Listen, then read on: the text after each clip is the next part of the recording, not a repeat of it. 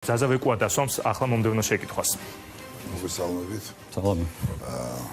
უბრალოდ პირველ რიგში მინდა აღვნიშნო, რომ ძალიან მნიშვნელოვანი იყო, რომ ეროვნული ბანკის პრეზიდენტი პარლამენტის წინაშე და ზოგადად მოსახლეობის წინაშე წარმდგარიყო ანგარიშით. მოსახლეობას მოესმინა ამისთვის, თუმცა დარწმუნებული ვარ, რომ ვინც გადაწყვეტილება მიიღო, რომ არ მოესმინა, სწორედ ისინი გისმენ და ხვალ უხვად იქნება ამ გადაცემას უსმენ და კომენტარის ბევრი იქნება ამასთან დაკავშირებით. სასამაგრო თქვენ არ გექნებოდათ შეკითხვის დასმის საშუალება, ახლა თქვენ შეგიძლიათ კითხოთ გიორგი ქადაგიძეს ნებისმიერი შეკითხვა შეგიძლიათ. ზოგადად თუ ვისაუბრებთ ამ დღევანდელ სიტუაციაზე, ლარის კურსთან დაკავშირებით, იმ ფინანსურ სიტუაციასთან დაკავშირებით, მე მაქვს თქვენთან ესეთი შეკითხვა, მოგეხსენებათ, რომ ეხლა მე შორს ვარ იმ აზრისგან, რომ დაუშვათ და მიმაჩნია, რომ ლომის წილი იმაში, რაც დღეს ხდება, ეს არის დღევანდელი მთავრობის უუნათობა, მათი არაპროფესიონალიზმი, მათი საქმისადმი ესეთი აგდებული დამოკიდებულება, თუმცა მაინც უნდა ვთქვათ, რომ თქვენ დაიწყეთ, თქვენ გახდით ეროვნული ბანკის პრეზიდენტი, როდესაც ლარის დოლართან ნიშნული იყო 1.7, თქვენ ტოვებთ ეროვნული ბანკის პრეზიდენტის თანამდებობას და 2.5 საათზეა ნიშნული, მაინც ყოველ შემთხვევაში ეს ესეა.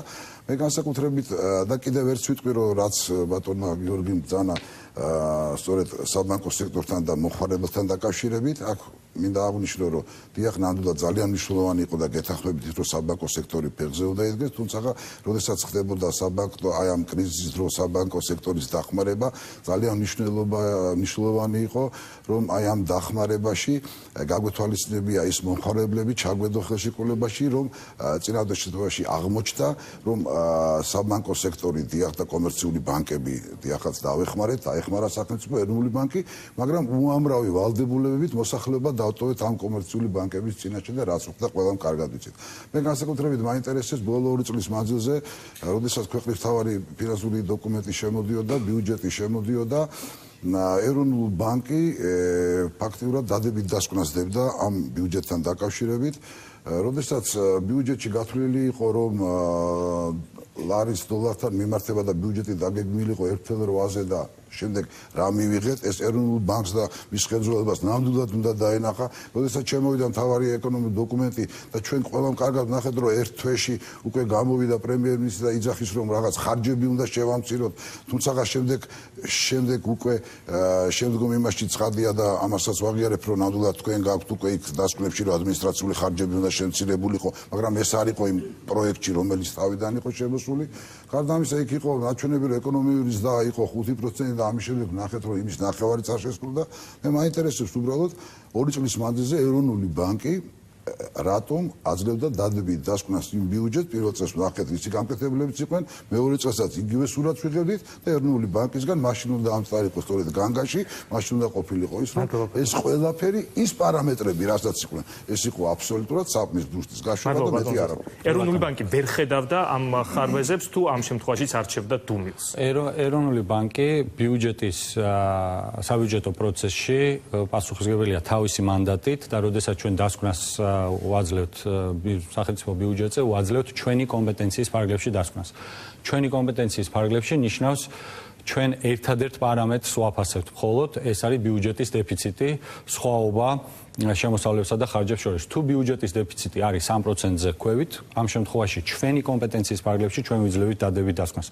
ჩვენი კომპეტენცია სცილდება ბიუჯეტის მიზნობრივი პროგრამების თუ ნებისმიერი სხვა საკითხებზე დასკვნის გაცემა. რაც შეეხება უშუალოდ ჩვენ პოზიციას, ჩვენ რიცხვებს, ჩვენს რჩევებს და ჩვენ მოსაზრებებს, რა თქმა უნდა, ამასთან დაკავშირებით ჩვენ არაერთი საუბარი გქონია.